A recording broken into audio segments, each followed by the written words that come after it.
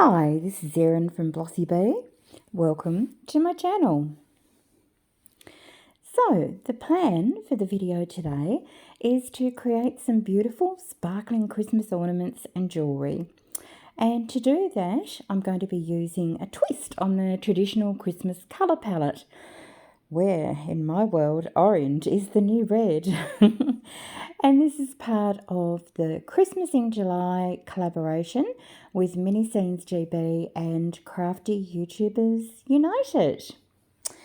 So, I'm going to be using these arabesque molds, and one of the stars of this is going to be this beautiful art glass shards from Harry and Wilma, and also this Midas Touch gold glitter and this saffron paste, which I'll tell you more about each as we go along. I'm working on my silicone mat here. The resin that I'm using is River Art resin, which is a 2-to-1 epoxy resin. And I really like this one because it's measurable by weight, and oh, that makes life just so much easier. I'm just dividing up some of the resin and then putting a little bit into the bottom of each of these molds.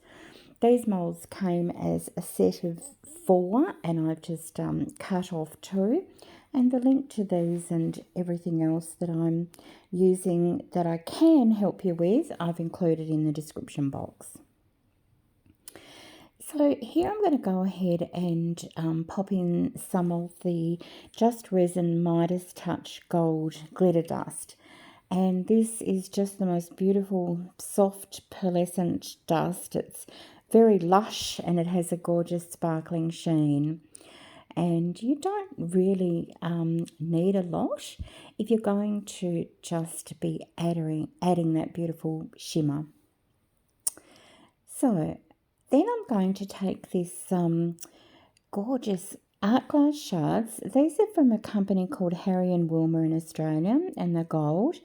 And they have just this amazing high metallic finish, and they really are the perfect size for putting into smaller pieces. They don't stick up. They're not chunky or too big or too sharp, and they just look beautiful.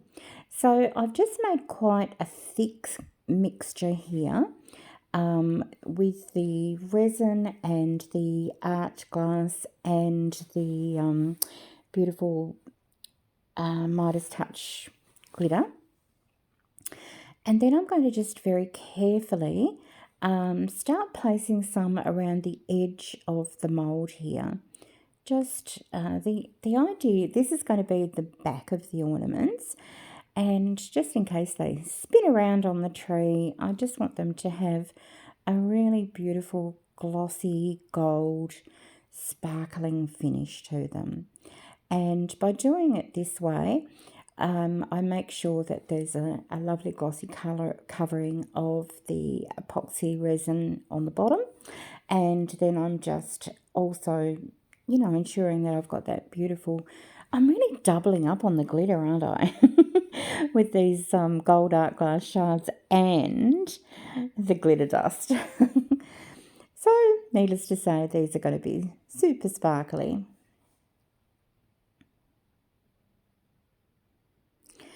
And so, after I've set those there, you'll see that the gold does creep in just a little bit.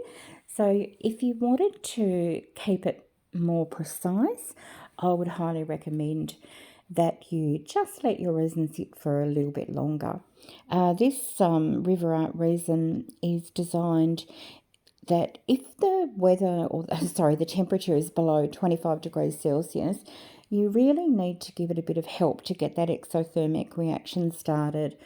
So I am using my Estoyo heating mat under here, which is turned on, of course, and so that is really helping with that process of getting the resin to the correct temperature and getting that curing process underway. So this is another little mould. It's available on Amazon, and a little Christmas jewellery mould, and I think probably mainly used for earrings, but I've got other plans for parts of it. So I'm just going and popping in some of these art glass shards into it, and this will tell you how beautiful and fine these glass pieces are, because some of these are quite tiny little spaces. Now comes one of my favourite. Look at this colour. For those who know me, I'm not terribly keen on Christmas. Sorry, just not my thing. And I really don't like traditional Christmas colours, the red and greens. But I thought I'd try this. So this is one of the beautiful Just Resin Luster pigment pastes, and the colour is called Saffron, and it packs a punch. It's a really highly concentrated pigment paste, and they say that you can use up to 10% of pigment to your epoxy resin with these pastes. So I don't use anywhere near that much because it is such a heavily saturated pigment colour. Now I'm adding in just a little bit of that Midas Touch Gold Glitter Dust to just tie the whole theme in together, and pouring that mainly into the centre, because I am hoping for a little bit of a sort of a starburst effect with the two arabesque ornament moulds. And if you watch that mixture there going in, it's just mesmerising. The pigment pastes give you such a beautiful, stunning finish. I just can't recommend them highly enough.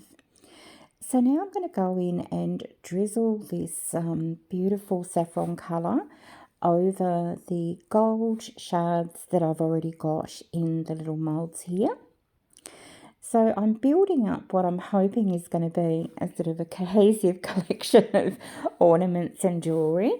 And yeah, as I said in the beginning, for me, this beautiful orange, why not? Orange is the new red, for me anyway. So I'm just gradually building up the colour. I find that if you really take your time and just literally pop drop by drop into small moulds like this, you will greatly decrease the chance of having overpouring, because it does take a hot minute to get the resin just to spread out to all of the edges. And of course, like every other resin crafter I know, we don't like to waste any resin, do we? Okay, so it is now demoulding time, and look how pretty these are. So the combination of the shards, the Midas Touch Gold Glitter Dust, the luster paste in saffron, I've just triple packed this with gold and orange goodness. Just loving them as they came out, and they're coming out really cleanly.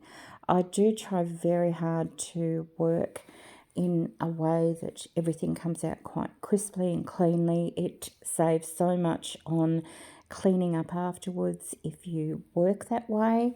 And I also intensely dislike cleaning up resin pieces.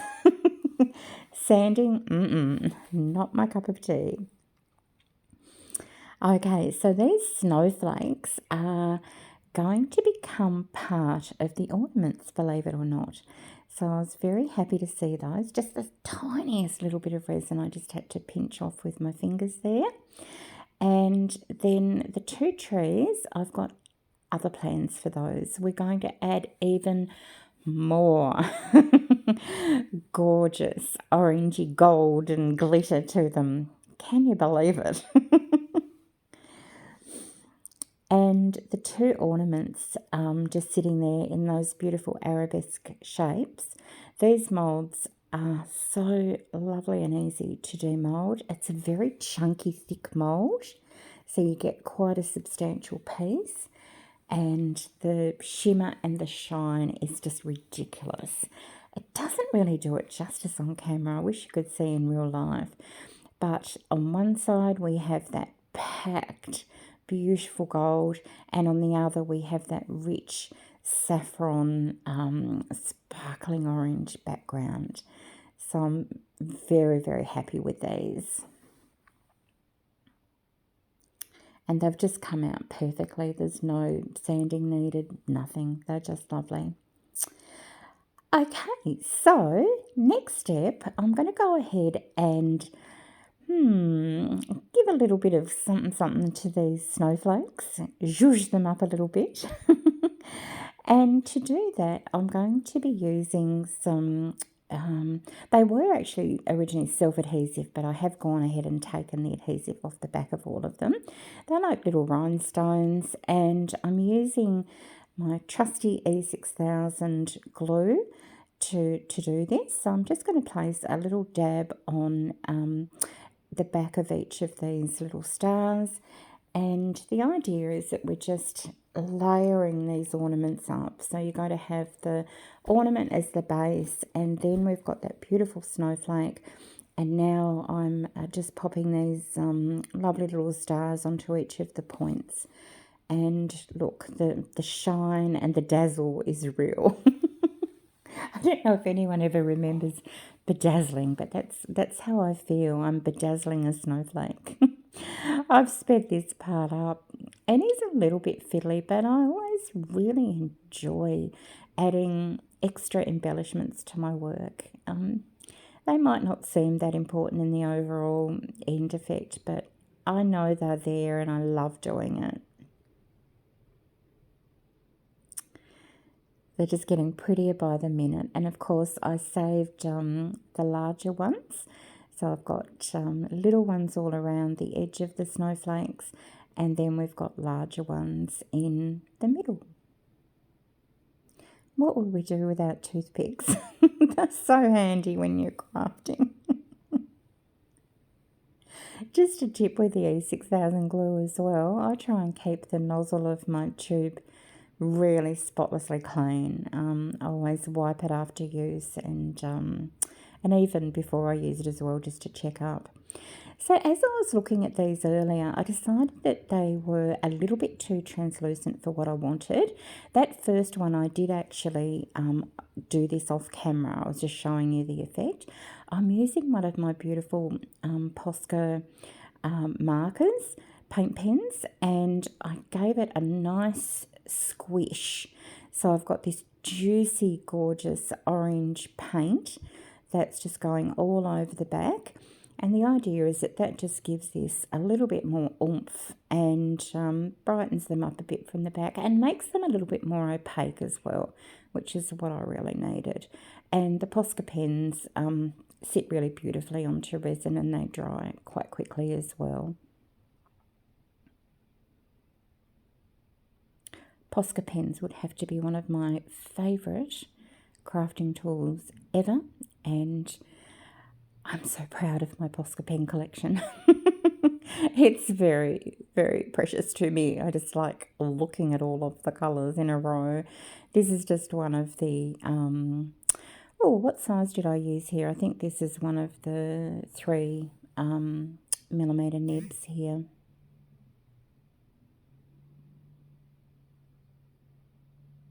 And the paint just goes on beautifully, and as I said, you can get that really juicy glossy finish just by pressing down on the nib and letting a little bit more paint flow out. And using these tweezers was a godsend, because otherwise your fingers end up covered. Well, mine do. I don't know about any other people's, but mine definitely do. Okay, so now I've got these other little pieces here, and these have the 2 hearts are not going to be jewellery. They get turned into something different, and the stars are going to become cute little earrings, perfect for wearing on Christmas Day. And so I'm going to go ahead and bling those up as well with those little star-shaped rhinestones. And you can find these sort of embellishments in a lot of the, I think in the US you call them dollar store shops, cheaper department stores, and they often come on a large sheet. I do find that when you're working with resin, it's better, well, in my opinion, better to take off the self-adhesive backing. And I do that. I should have filmed it. I just literally stick them to my working tray, hard as I can, and then slide. And then generally the adhesive slides off. Okay, so after the glue has set, I'm ready to go ahead now and start assembling the pieces and also adding a little bit more decoration to the trees. So I knew I wanted to add more glittery goodness to the trees in particular.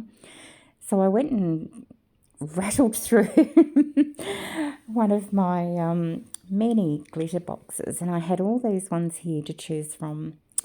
And I often don't remember where I got my glitters from, so I'm so sorry. I don't even have a label for the one I ended up using, but it is a really pretty colour. It's much more on the saffron colour side than just a traditional bright orange. And so I've popped a little bit of that into the clear resin, and I'm just going to pour that onto the front of each of these ornaments. And then I'm just going to very carefully take the little embellished snowflakes and I'm going to sit them with tweezers carefully into that resin. So it's sort of a double dipping here in a way. I'm doming the piece and giving a really extra lovely glossy shine, but I'm also gluing in the embellished snowflake as well, so that I know they will actually become part of the whole piece. And then just going gently around the edge, making sure that I am doming right to the corners and little nooks and crevices, and that also the edges of the snowflake are all safely adhered.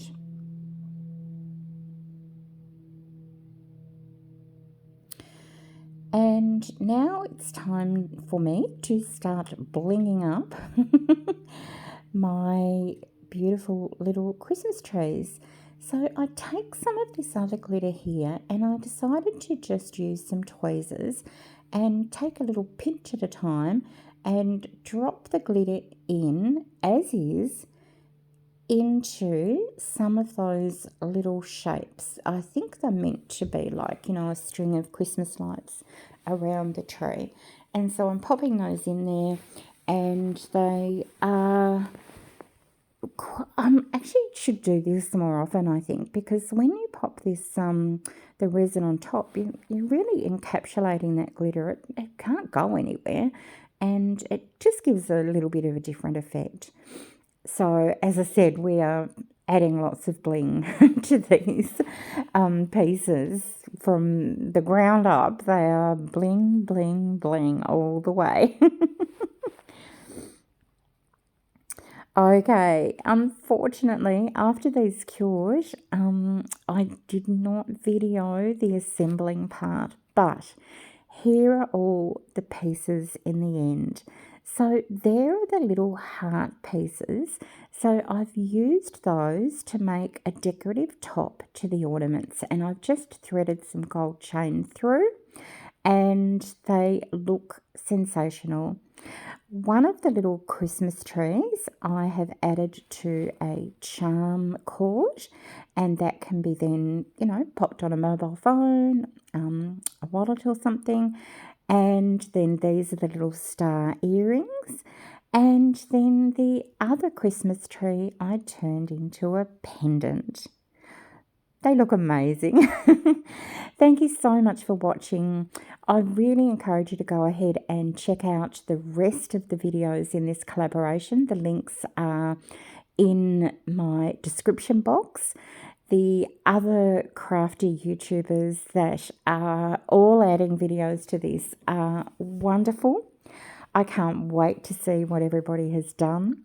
It makes an amazing binge session for crafting, and I feel very lucky to be part of this community. And thank you so much to Tracy at Minisins GB for organising this, and to the other members of YouTube Crafters United for contributing amazing works. Thank you so much for watching. I hope you enjoyed my Orange is the New Red Christmas collaboration. Bye for now, and I'll see you in the next video.